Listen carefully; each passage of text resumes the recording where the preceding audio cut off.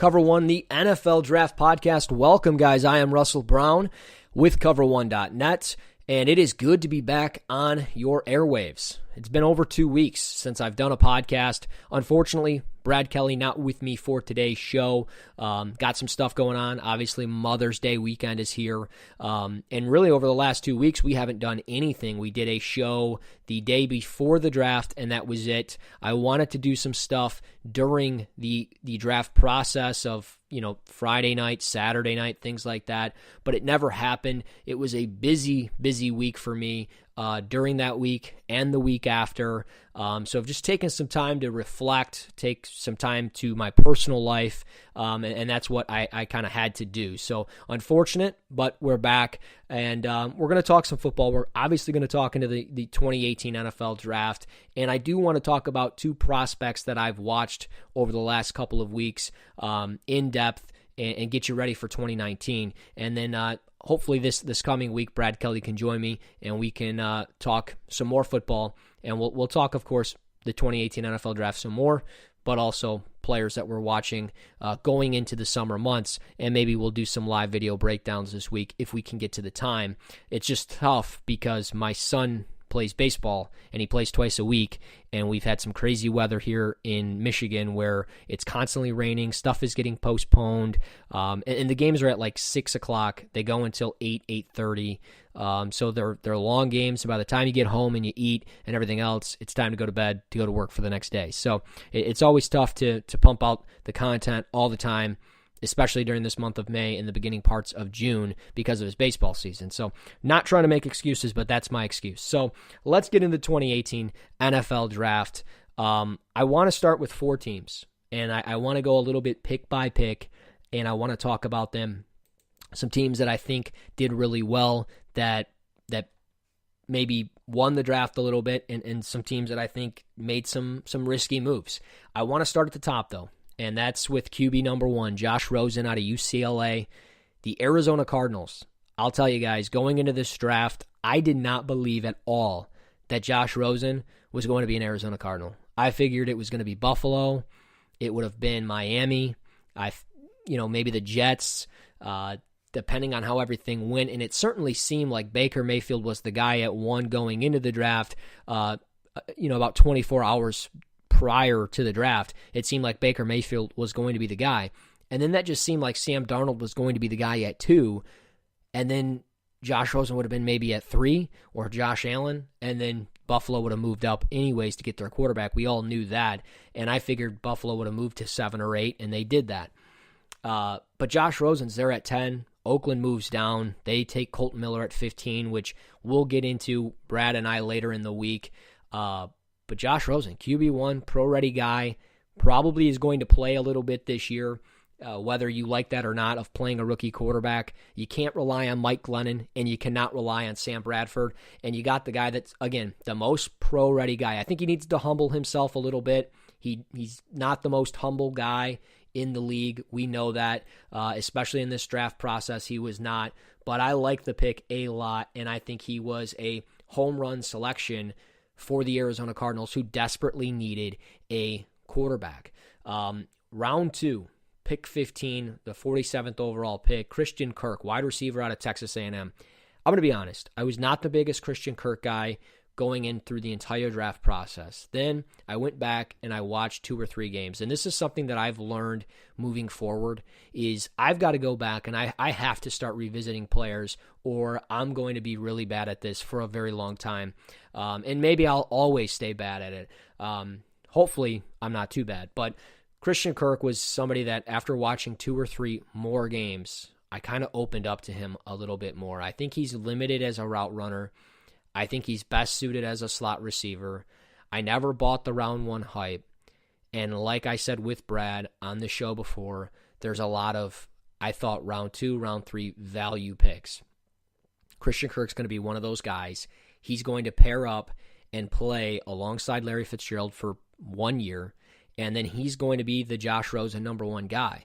I think Christian Kirk is somewhat similar to Golden Tate in a sense, but I'm going to be honest, I get a Michael Floyd vibe when I watch him now that he's in Arizona, And maybe part of it is because Michael Floyd went to Arizona when he got drafted out of Notre Dame. So I think Christian Kirk is versatile. He's going to be good in the red zone. He's going to be really good in short yardage and after the catch.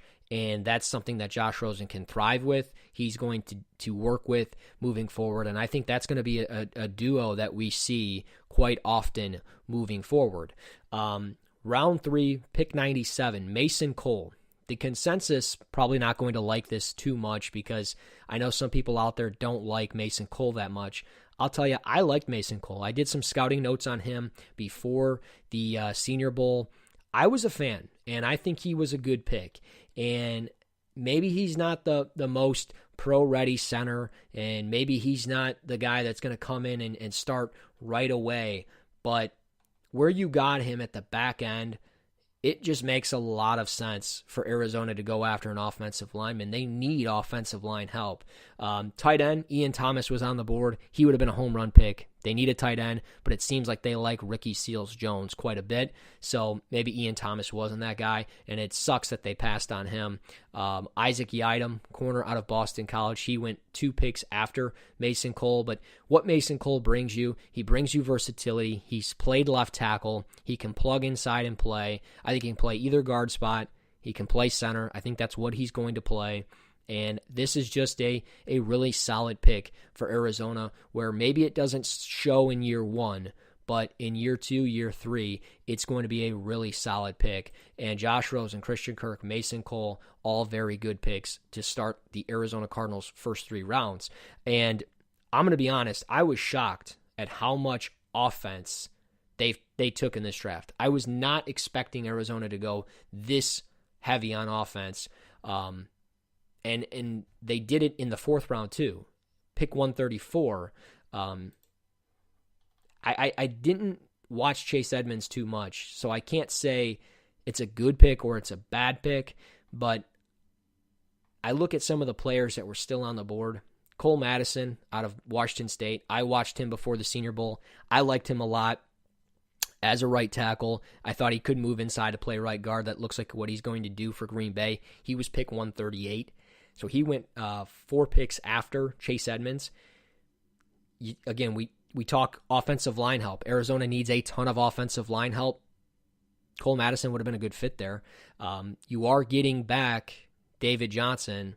Chase Edmonds, he's going to be a guy that changed the pace a little bit, speedster, catching the ball out of the backfield. I don't know much about him as far as his running style, though, for what he did at Fordham in the Patriot League there. So I think it's a risky move. I think they've done this before. They did it with Chad Williams, the receiver, when he came out of Grambling.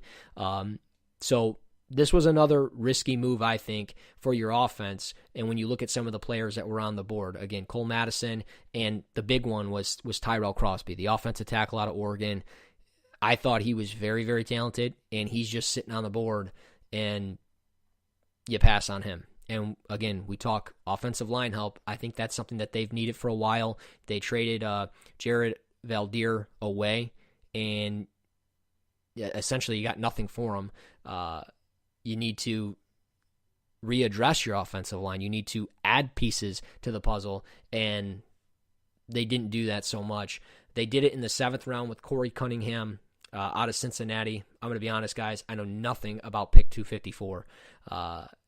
I definitely watched him when he played against Michigan, and that's pretty much it. So what does he provide for you? Depth at the offensive tackle position. And then pick 182, Chris Campbell, corner out of Penn State. I like that pick a lot for them. That's the only defensive pick that the Arizona Cardinals did, but I like him a lot. I think he can switch a lot in and out of man coverage, looks very comfortable with what Penn State did. He's physical at times, so I was very impressed with him when I watched him while I watched Penn State film, and there was definitely a need in the secondary for this defense. I thought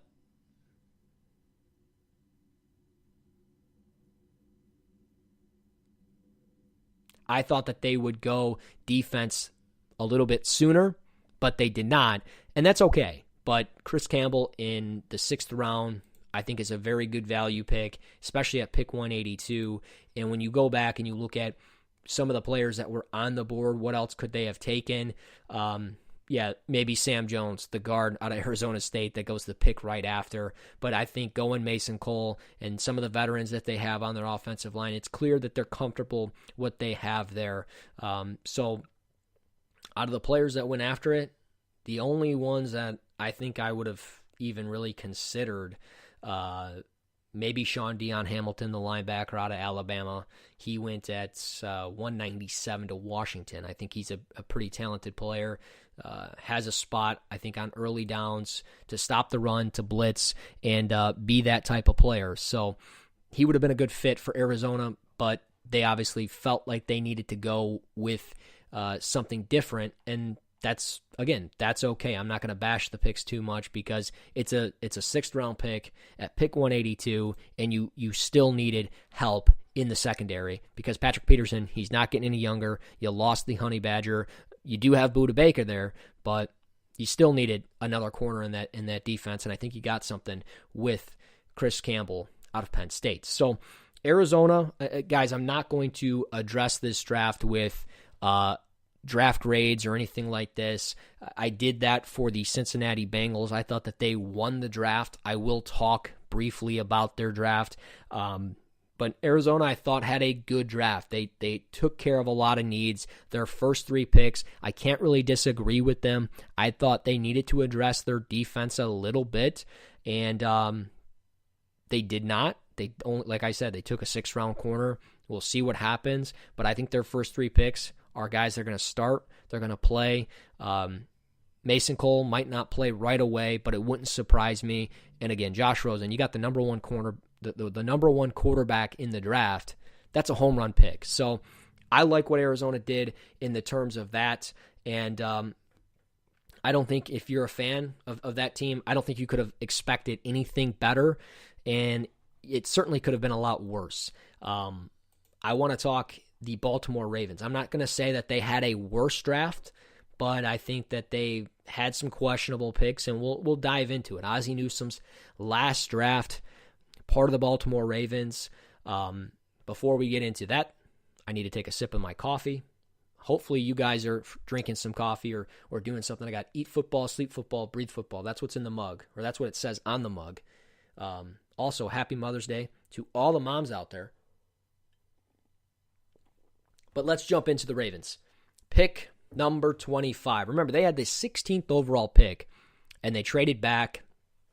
They acquired the 32nd overall pick from the Philadelphia Eagles.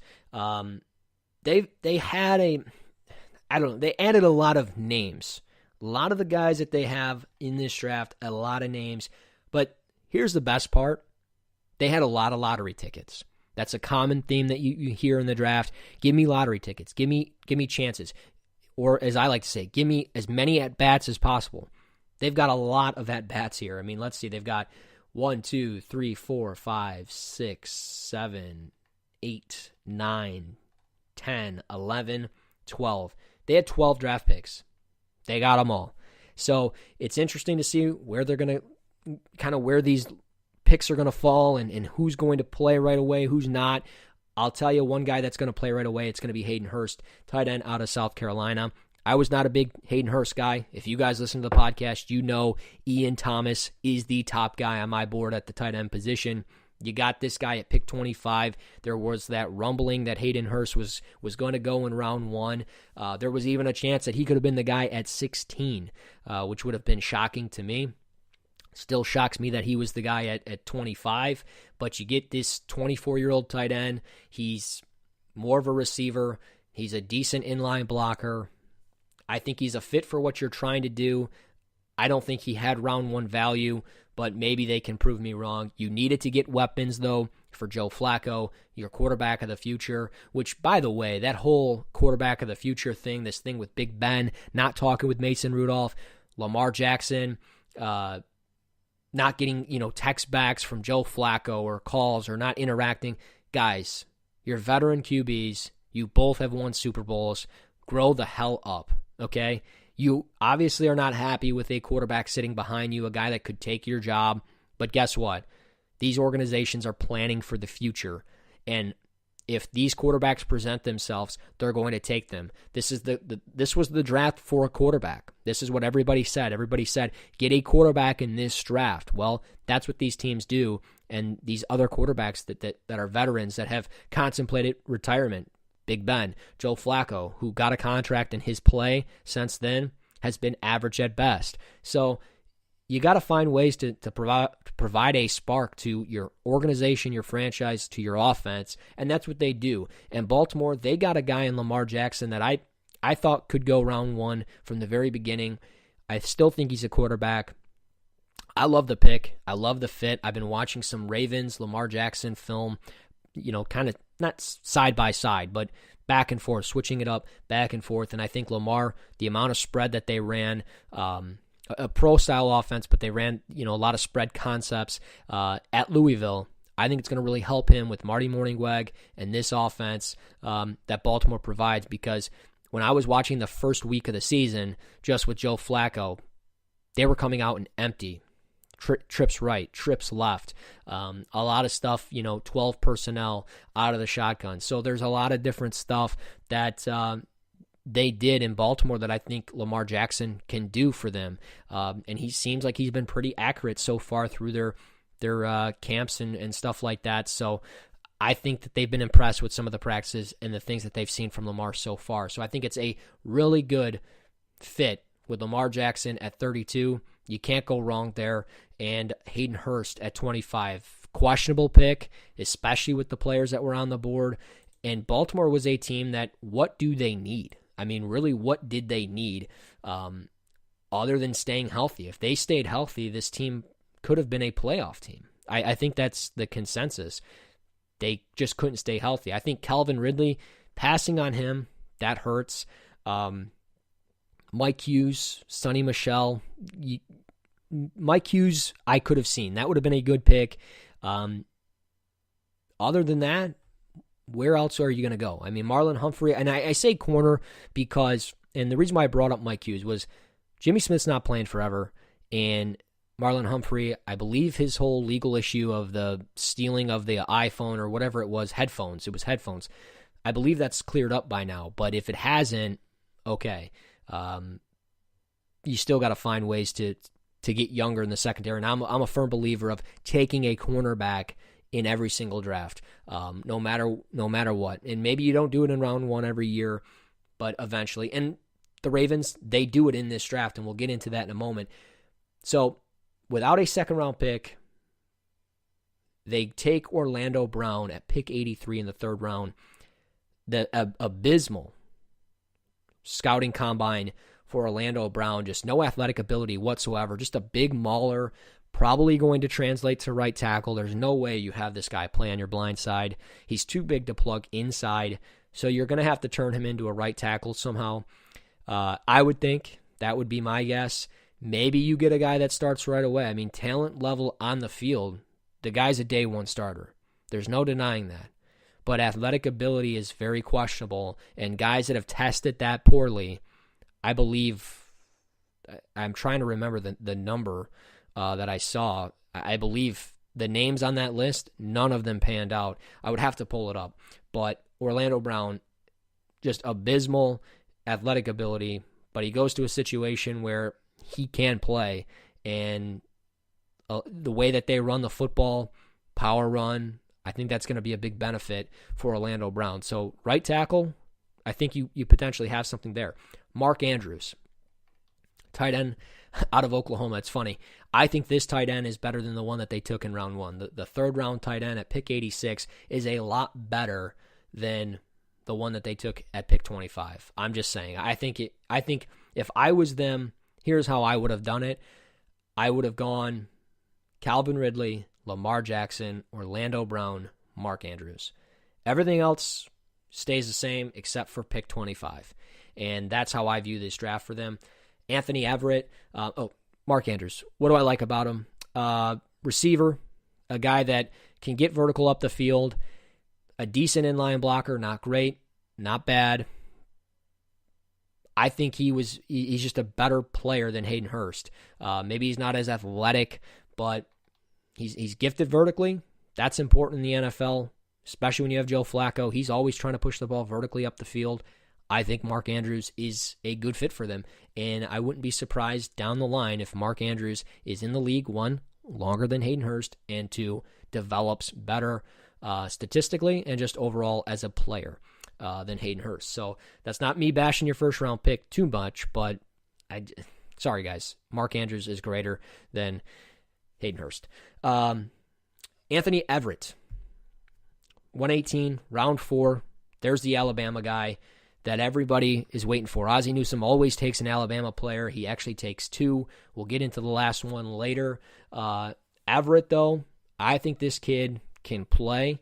He's going to go all over the field. He can play outside. He can play as a nickel. I think he's physical. I think he's got very good ball skills. He's very good in zone coverage. I like this fit a lot for them, and this is going to be one of those 4th-round picks that I love. I like Jamon Moore out of Green Bay. I like Anthony Everett out of Alabama going to Baltimore. I think it's a great fit for you guys. Kenny Young, inside linebacker out of UCLA at pick 122. I didn't watch any of Kenny Young, so I can't sit here and say I know a ton about him, but you definitely had a need at linebacker. If that's where your board lines up and that's the guy that you want to take, so be it. I mean, you gotta follow your board, and you got to take guys that fit what you're trying to do. Some players that were there after, though, Kenny Young, it definitely seems like he's going to be an off-the-ball linebacker. That's some stuff that I was reading about him. Ito Smith was on the board. That would have been my pick. I know that, they like what they have as their backfield goes, but you add another back, you create, some insurance, if you will. I think Ito Smith would have been a really good fit for them. But other than that, I don't know what else they would have taken other than maybe Jamon Moore out of Missouri, who I have essentially the way he plays the game. I love his fit in Green Bay, and we'll get into that at a later time.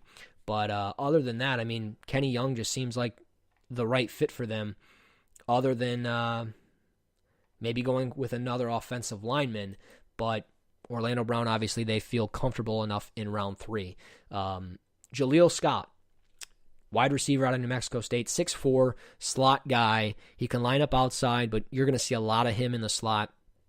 I think he's a very good fit for them. It was odd to see them go wide receiver at pick 132 and at pick 162. They took Jordan Lasley out of UCLA. A lot of off-the-field issues with Jordan Lasley, but when he was on the field, he was a good player. I mean, he was a consistent contributor for Josh Rosen when he was on the field, but the biggest thing for him is where is he mentally? Where is he off the field that he can essentially play for you? Is he going to be able to? He's 6'1".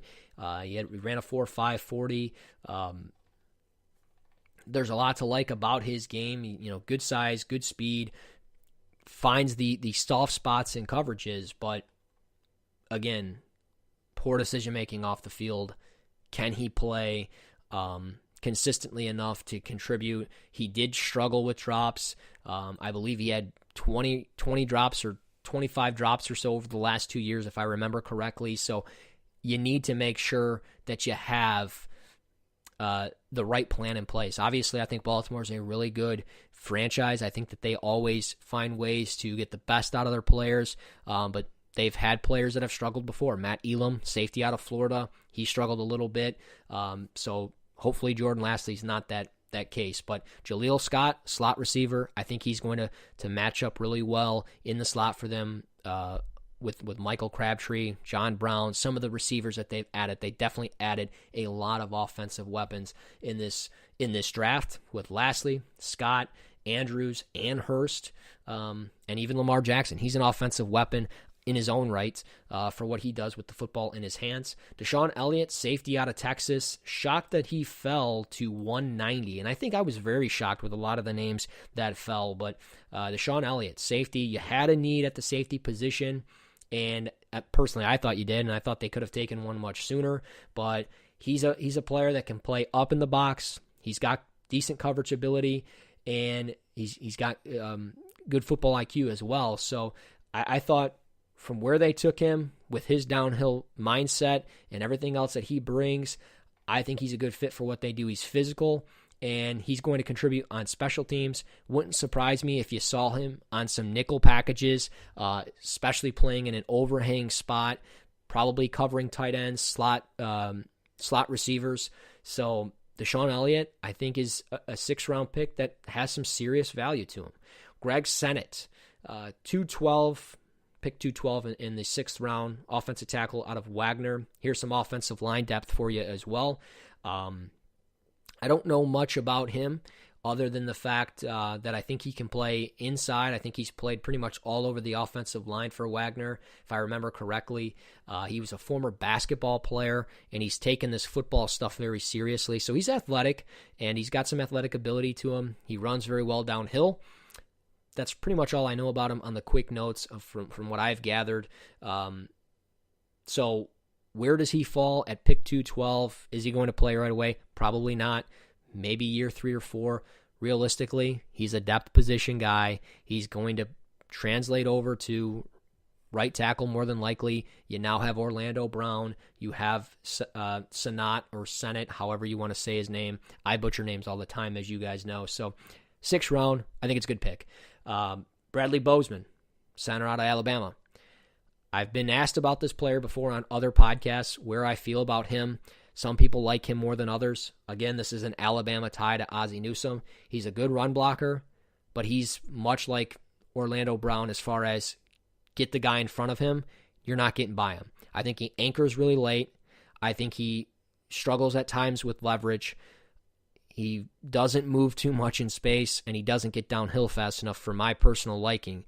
But a depth player in the 6th round, that's what you're looking at here. It's very rare to find guys that are playing right away in rounds 5, 6, 7. But this is a guy that, hey, he's got some upside to him. He might start eventually down the line. He's going to make things very interesting. And when you're trying to establish the run game, he can definitely help you with that if you bring him in in certain situations, depending on how it goes. I was going to say situational situations. That's weird. Round 7, and this is the last one for the Baltimore Ravens. Sorry, guys. Ravens, 12 picks. There's a lot of guys. Round 7. They go defensive end out of Ferris State, Zach Sieler. This is the first time that they've gone to the GLIAC.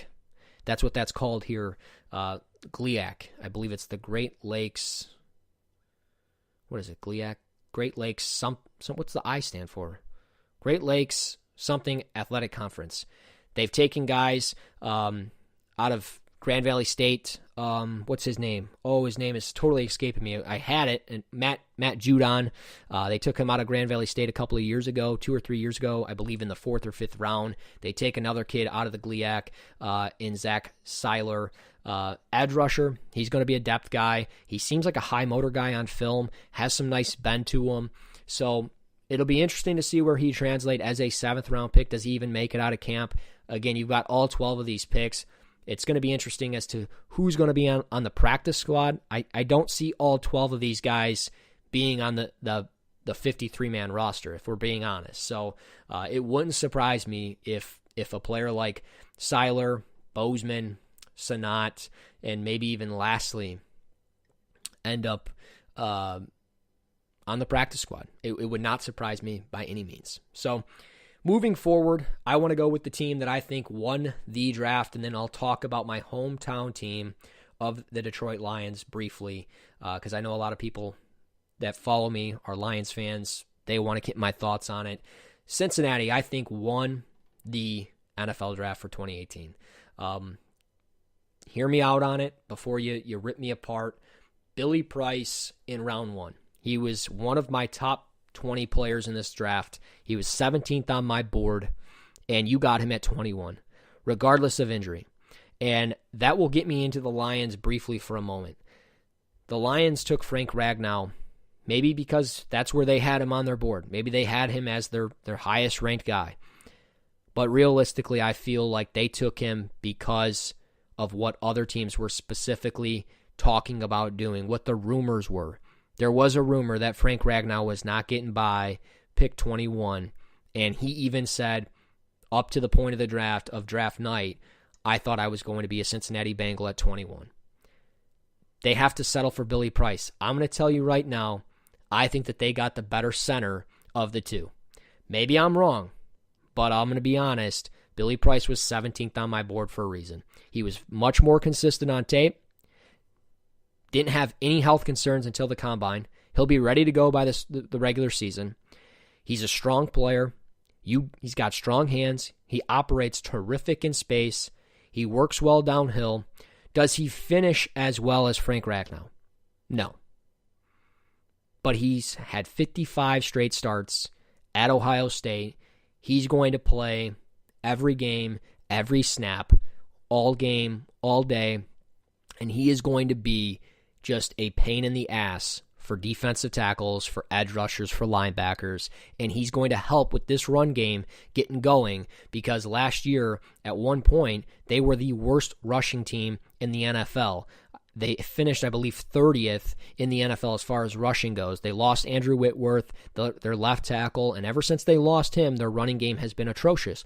Billy Price is going to help with that and some of the other names as well down the line, but they go defense heavy for the next 3 picks, and I love every single one of these picks. And it's Jesse Bates, safety out of Wake Forest. I love what he provides. He's a center field mentality is what he gets labeled with. I can't disagree with that. I think he's a fit for what you do in a cover 1 scheme, cover 2. He's going to be a guy that has a lot of range. He's going to be asked to go sideline to sideline. He's got the athletic ability to get there. I had a top 35 or top 40 grade on him. I believe it was top 35. I think he was 35th on the board when it was all said and done. He goes pick 54. I think this is a great pick for them, and it's definitely a need. They've been looking to add some players as far as safety goes. You needed a third safety. I think Jesse Bates provides a lot of versatility, and it's good insurance for if George Aloka goes down or Sean Williams go down. So Bates is a great fit for them. Pick 77, round 3, Sam Hubbard. He was getting round 1 buzz. Never bought that. I always thought he could be a late day 2 or a late round 2, early round 3 guy. He goes pick 77. This is great.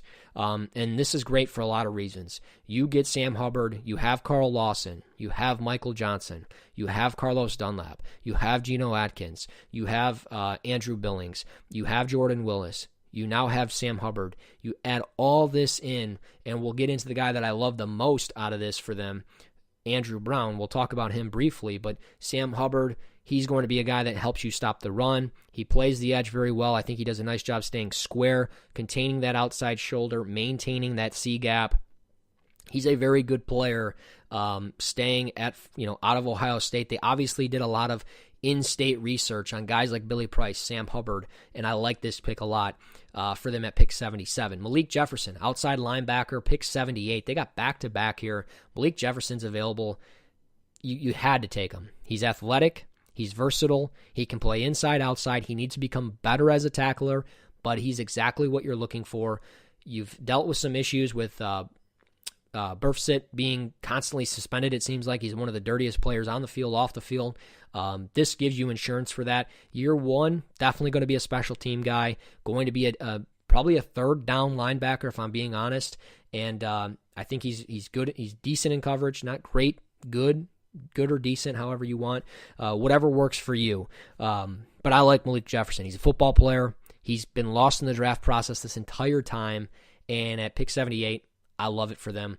Mark Walton, running back out of Miami. I think he would have went a lot higher than pick 112 had he have stayed healthy. Where does he fit, though? You've got Giovanni Bernard. You've got Joe Mixon. This is kind of your Jeremy Hill. You needed a third back in the system. Don't expect year 1 results from him. That's the thing. You draft a running back, you don't need to play him year 1. You have him in practice. You have him getting adjusted to the NFL. It prepares you for what happens with Mixon or Bernard if one of them go down, and maybe it makes one of them, probably Bernard, expendable. Maybe you move on from him and you trade him and you get a pick because Mark Walton can do a lot of the things that Bernard can, I think. And I think he's a more electric runner. So I think it's a good fit. Don't expect year 1 results, though. Devontae Harris, round 5, pick 151, corner out of Illinois State. Did not watch a ton of him going into the draft. I watched one game. I thought he did good for the most part. In and out of zone coverage, I thought he was very good. But he can stay in the hip pocket, turns upfield, flips his hips, turns upfield pretty well. So a depth corner, you can't go wrong there. Again, you've got Dre Kirkpatrick, you got Denard, you've got some players, William Jackson. So don't expect Harris to play right away either. Special teams guy, going to probably be on the punt team, probably going to be on the kickoff team, going down, tackling guys, and that's okay. So round 5, depth player, if that's where you valued him, that's fine. Pick 158. I love this pick. Andrew Brown, defensive tackle out of Virginia. You got a 3 technique 100% of the way. You're going to play him with Geno Atkins. He's going to learn from him, and I guarantee you, down the line, you've got a starting defensive tackle for quite some time. Andrew Brown, high motor kid, great burst, explosiveness off the football, played out of position at Virginia. He was a 5 technique. He definitely should have been a 3 technique. He's played all over the place, so he gives you versatility, but realistically in the NFL, he's plugging inside. And I love that now NFL.com has him listed as a defensive tackle. This entire draft process, everybody's had him listed as an edge. I don't know why. He's the 3 technique. You're playing him inside. He's going to be very good. He stood out in Mobile at the Senior Bowl. He's going to stand out on Sundays moving forward, no doubt about it. Darius Phillips, corner out of Western Michigan, another depth guy. He's going to be a special teamer. He is a playmaker. This guy scores touchdowns. When he gets the ball in his hands, he's fast, he's hard to stop, and he's going to be an asset on kick returns, punt returns. This is kind of your replacement for Adam Jones, in my personal opinion, who Adam Jones, remember, as when he was younger, he was doing those types of things, returning kicks and returning punts and doing those things. Darius Phillips can provide you with that with less off-the-field distractions. Round 7, Logan Woodside, quarterback out of Toledo. A depth quarterback. I mean, I love it. You moved on from A.J. McCarron. You needed somebody. He doesn't have elite arm strength, but he's got some serious upside. Again, an Ohio kid out of Toledo. Again, you did your in-state research on these guys. He's going to compete, and I wouldn't be surprised if he was on the 53-man roster down the line. Rod Taylor, guard out of Mississippi. You can't have too many offensive linemen. I don't know if he's going to play right away, but he's got some experience. And he's got versatility. He's played all over the offensive line, from the offensive tackle position to the now offensive guard position. He's going to translate inside, and that's a big help to what you're providing with Billy Price and what you're trying to do on the ground game. It wouldn't surprise me if Taylor was on the 53-man roster, but I would think he's a guy that's going to be on the practice squad, earning his way onto the main roster down the line. And then lastly, this is a steal. Pick 253, Auden Tate. You got a 6'5" receiver who is still very raw. He'll be 21 this entire season. I mean, you've got him learning from A.J. Green. You've got John Ross. You got a guy like Brandon LaFell. You've got some veterans in place there. I love this pick. And I think in the 7th round, it's a steal. He's going to be a red zone guy. He's a climber. He gets up in the air, and he gets the ball at the catch point. And I like him a lot. He needs to become more refined as a route runner. He needs to become more athletic. He tested really poorly at the scouting combine, and that definitely hurt his value. But you're getting a young receiver in the 7th round that has, I would say, 2nd or 3rd round talent on film, and you're getting him in the 7th round. I think it's a steal, and I think that's what helped this team win me over in this draft. They got a lot of the guys that I liked. Auden Tate, I was very high on. Andrew Brown, I was very high on. Jesse Bates, Billy Price, 4 guys that I was very, very high on throughout the entire draft process, and all 4 of those guys were in the top 70 on my big board. That's impressive. So, and you can add Sam Hubbard and Malik Jefferson onto that list as well. They were up there as well. So they did very well in this draft. I think Cincinnati won the draft. I think it's a great draft for them. So if you're a Bengals fan, you have to feel confident with where your team went for the 2018 NFL draft. I would expect a lot of year 1 guys making contributions on defense, offense, and special teams moving forward. And you got some good depth players as well. So let me sip the coffee before we get into my hometown team, the Detroit Lions, and then we'll get you out of here to enjoy your Mother's Day weekend and everything else in between. That coffee is cold. That is awful. Absolutely terrible, Russ. So the Detroit Lions, they were on the clock at pick 20. And I'll be honest, they were one of the teams, much like the Baltimore Ravens. You go into the draft, you had no idea what they were doing. And I thought for sure with everybody that I discussed this team with, it seemed like they were going to go defense. And even my opinion with Matt Patricia here, the versatility that he wants on a defense, you were going to go defense. I'm not dissing the Frank Ragnow pick 100%. I'm not saying I dislike it. I like what you're doing. You're working in the trenches. You're trying to get this ground game going because maybe it's wrong of me to hold this team to a standard of Barry Sanders type results on the ground. And I'm not saying I need a guy that's going to come out and run 15,000 yards in 10 seasons. I'm not saying that. I don't need that. But what I would like is a 1,000-yard rusher. I would like a couple 100-yard games in a season, not just 7 in Matthew Stafford's career as the Lions quarterback. I want something where you have consistency on the ground. Can Frank Ragnow provide you that? I hope so. I really hope so. Travis Swanson got his ass kicked a lot this past year as the center for this team. Obviously, he got hurt too. That's why he's not back on this team because of the concussion problems, and there's a lot of concerns of how long he can actually play because of the concussions. So Frank Ragnow comes here. I'm not saying he's Travis Swanson by any means, but when we talk consistency, Billy Price is by far the most consistent offensive center in this draft, and nobody's going to convince me otherwise. Frank Ragnow, though, finishes well. He can anchor late. He can operate in space. Is he as smooth as Billy Price? No, but he does things that Billy Price doesn't do in the open field, and that's absolutely Barry guys. And he is strong. He is thick. He's got everything that you're looking for in a starting center. Personally, I think that they heard that Frank Ragnow was going to be going in the first round, and they forced their hand a little bit. But Rashaan Evans was there, a versatile guy.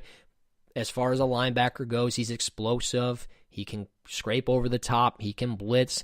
He does some things. I thought that would have been a fit. Personally, Isaiah Wynn was on the board. Offensive guard, offensive tackle, whatever you want to play him at. I thought he would have been a fit. What else was there? They haven't taken a, guys, hear me out. The Lions, they haven't taken a corner in the first round since Terry Fair in 1998. You need to start addressing that position at times. They did it this offseason, so it makes sense for why they didn't do it in round one, but they passed on a guy like Harold Landry. They passed on Darius Geis. It just didn't make a lot of sense to me why they passed on those players. I thought Harold Landry was going to be the guy. You had that ties to Boston College. You know a lot about him.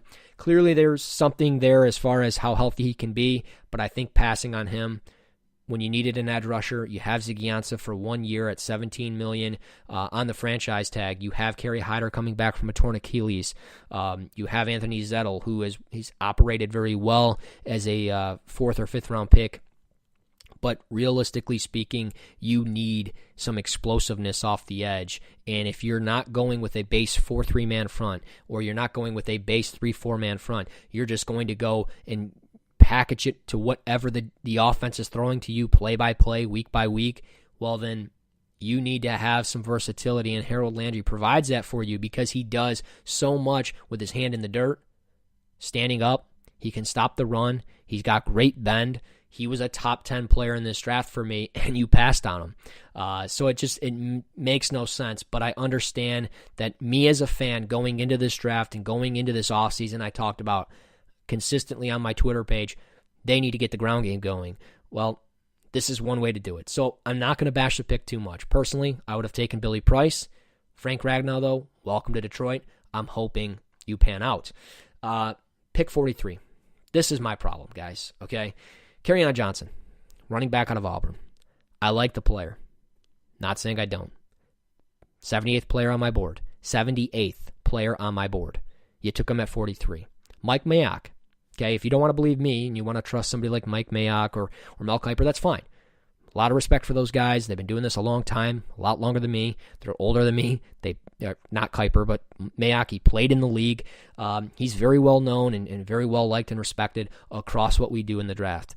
He had Kerryon Johnson, 80th overall on his board. My board came out before his, so take that for what it is. And I'm misspeaking. Mike Mayock had him at 78th on his board. He was 80th on my board. I misspoke. But my board came out before Mayock's. Kerryon Johnson goes at pick 43. The running backs that go before that, Ronald Jones, Nick Chubb, Sonny Michel, and Rashad Penny. Penny went in the first round at pick 27. Personally, I saw the Lions and Penny meet in Mobile at the Senior Bowl, having an interview, talking and doing things. And then even on Lions.com, there was some discussion of Rashad Penny. So clearly, I think with some running backs going before them, they felt panicked. And you know what? We're going to take the next running back on our board, which was Kerryon Johnson. Maybe they took Darius Geis and wrote him off the board completely. But from a talent level and from a talent perspective, Darius Geis was a top 10 player in this class. He was a for some, the number 1 back. For me, the number 2 back. But personally, you needed to go out and you needed to get talent. You needed a talented running back. And if you're going to do running back by committee, why the hell did you trade up to get a running back by committee? Anybody want to answer that for me? You have LeGarrette Blount, you have Amir Abdullah, you have Theo Riddick, and now you have Kerryon Johnson. I mean, if it's starting up front, address the offensive line. Don't even worry about the running back position. Wait till next year. Wait until you can add somebody like David Montgomery or LJ Scott or Bryce Love or whoever the hell you want to add next year. Or wait until later in this draft. But don't start trading away picks when your coach hasn't even stepped on the field.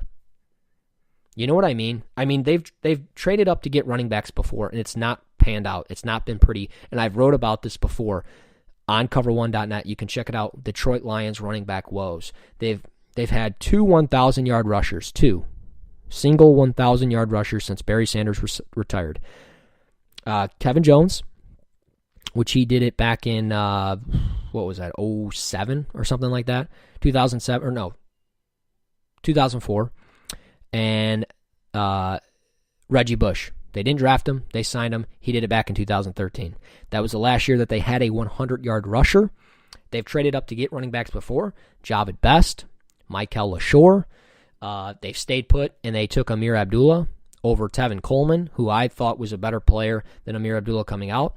But it is what it is. They passed on David Johnson. They took Amir Abdullah. So there's definitely names. Obviously, I'm not going to discredit the David Johnson thing. Nobody knew he was going to be that good. Nobody knew Le'Veon Bell was going to be this good. But, guys, it's so frustrating because you're moving up and you're getting rid of picks. I just talked about the Baltimore Ravens. How many picks did they have again? 12. We talked about the Cincinnati Bengals. I talked for minutes and hours, it feels like. I got to sit here and I've got to come up with stuff to talk about the Detroit Lions because they had 1, 2, 3, 4, 5. They had 6 picks. 6 picks. A team that lacks depth every single year. They get to their bye week in week 10, and then what happens in the final stretch of the year? They can't stay healthy. Last year, what hurt them? Health. Why? Because they had no depth on their offensive line. No depth on their defensive line. Ziggy Ansah, he couldn't stay healthy. Kerry Hyder couldn't stay healthy. What do? You go out and draft a position where before we got on the show, before they waived Tion Green, they had 7 running backs. They had Zach Zenner. They had Dwayne Washington, Tion Green, Amir, LeGarrette, Theo. So many backs, and you add another one. Why? Just stay where you are and take them at 51. You passed on Connor Williams, Uchenna Nwosu, Josh Jackson, a cornerback. What did I just say? You don't take cornerbacks. Why? You get passed on by Aaron Rodgers, and now you got to deal with Kirk Cousins. Mitch Trubisky, guess what, guys? He's not a rookie anymore. He's going to be pretty damn good. And you took Kerryon Johnson. It doesn't make any sense. Everybody can sit here and say, we got to let it play out. Guys, I'm done letting it play out. The history speaks for itself. You keep taking running backs and you keep shooting yourselves in the foot. Are they doing it differently this time? Absolutely. every time they take a running back, they don't add offensive line help. They did it differently this draft.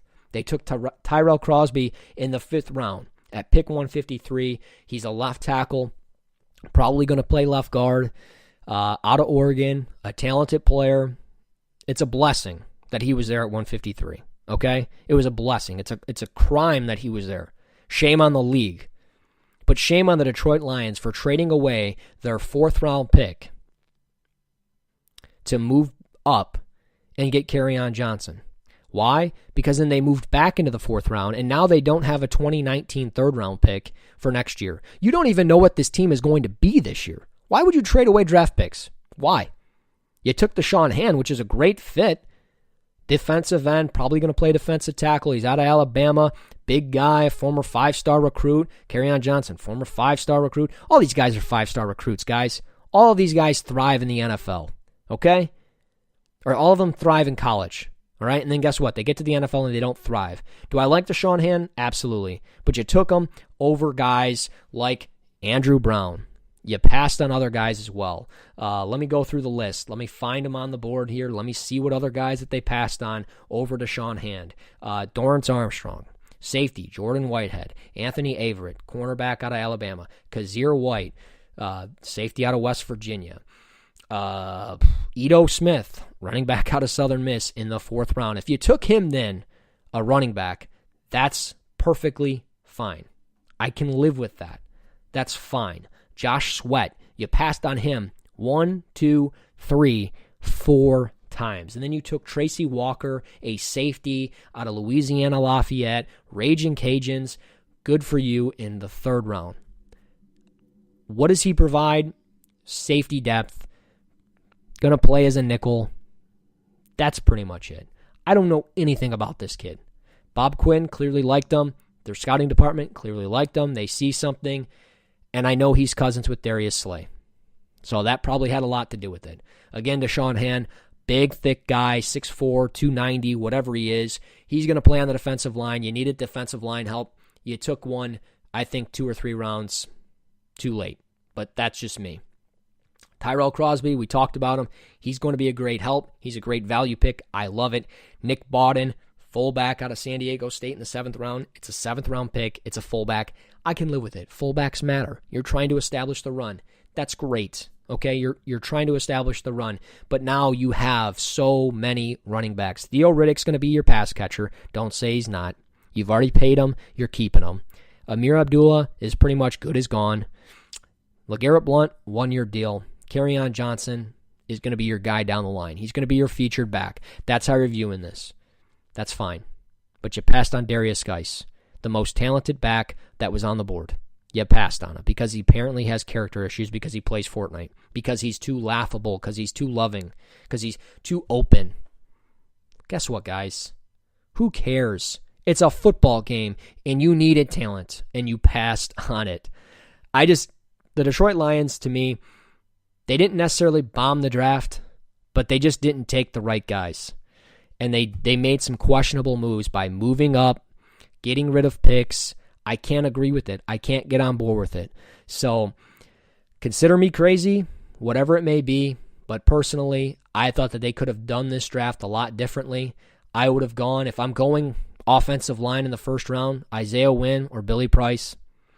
If I'm going running back, I would have went and Darius Geis. Again, Harold Landry would have been an option at pick 20. In the 3rd round, over Tracy Walker. Oh, boy. Where do I start? Orlando Brown went right after him. My boy Justin Jones, defensive tackle out of NC State, who I said was going to be a 3rd-round pick. He went right there at pick 84, and you passed on him. Mark Andrews, tight end out of Oklahoma. Not saying you needed to draft a tight end, but you did let go of one. So you added a running back, but you didn't add a tight end. Maybe you're comfortable with what you have. I know they signed Luke Wilson. They signed Levine Tolio or whatever his name is. That's fine, okay? It is what it is. You have Michael Roberts. You've got some other guys. Luke Wilson's going to be your receiving back. Your inline blockers, Roberts and Tolio. It's fine. Whatever. Safety, though. Ronnie Harrison was on the board, and you passed for Tracy Walker. because he's related to Darius Slay. Harrison Phillips was on the board. Isaac Yiadom was on the board. My boy Ian Thomas was on the board. Jalen Holmes was on the board. Just a couple of names, guys. I mean, it's always going to be like that. You're always going to look back and you're going to say, you could have took this guy. You could have taken this guy. But we're going to take this guy. It just doesn't make sense to me. I think that they reached on a lot of guys, and it's either home run or nothing. It's going to be a ground out the first, or it's going to be a home run. I don't know. Personally, I think they reached on a lot of the picks. Hand I can live with. I think you could have gotten him regardless, but you traded up to get Kerryon Johnson. And that's what it all starts with. You traded away picks, and you can't do that. When you don't have draft picks, and this coach has never been a head coach before, you can't go with it. And then there's the big storyline right now of a case from 22, 25 years ago, whatever it is, of him being accused of sexual assault, and it got dismissed, and there was no case, and there was no this, and there was no that. There's a lot of stuff going on the back end on that. So you got to do with that. And then you made some questionable decisions, I think, on the draft. So the Detroit Lions, they didn't win the draft. They didn't necessarily lose the draft, but they just didn't have, I just don't think they had a great draft. Maybe they'll prove me wrong. I hope that they do as a fan. But history shows this is one of those drafts for them where you look at every single pick and we could have taken this guy. We could have took this guy. We could have taken this guy. And I'm talking a pick or two after. I'm not talking 4 rounds after. Oh, we could have gotten, Richard Sherman in the first round, but he went in the 5th round. I'm not talking that. I'm simply talking Frank Ragnow, Billy Price. You could have taken Harold Landry. You didn't. You passed on Darius Geis not once, but twice. Okay, so you look at some of the names and it's like, what are you doing? Why are you doing this? Why are you doing this to me? So we'll see. The Lions, again, not a home run draft. I can live with it. I don't agree with everything that they did, but we'll see what happens. Maybe it'll pay off for them. So that's 4 teams in about an hour. That's a lot of talking for me. Again, Arizona, I think, had a good draft. I think Baltimore had a good draft for the most part. I think that they made some questionable calls, just like the Detroit Lions. I think the Cincinnati Bengals won the draft. And that's really where I'm at for the 2018 draft. As far as some certain teams, we can get more into it down the line. Obviously, you guys got to add some comments, tweet out to us and say, hey, what do you think of this? Talk about it on the show. What did you think my Seahawks did? What did you think my Chiefs did? And we'll get into it. But until then, you guys need to stay here on cover1.net. We got you covered with all your football needs, and the best way to do it is by going and downloading the Cover One app on your iTunes store, Google Play, whatever it may be. Search Cover One and download it today, and you'll stay up to date. Tons of great content coming out all the time. Brad Kelly's got a wide receiver piece that's going to be coming out all the time throughout the summer, covering receivers in the NFL, receivers in college football. He's got one that's out on Ole Miss receivers. They call themselves the NWO. You got to check it out. It's a great piece. I've got some stuff coming out all the time. I talked about Ed Oliver for 2019. And we'll get into those guys for 2019 on the next episode. Brad Kelly's going to be joining me, I hope, and we'll talk plenty of 2019 stuff. We'll talk some more on the 2018 NFL Draft. Of course, follow us on Twitter at RussNFL Draft. Until then, this is Cover One, the NFL Draft Podcast.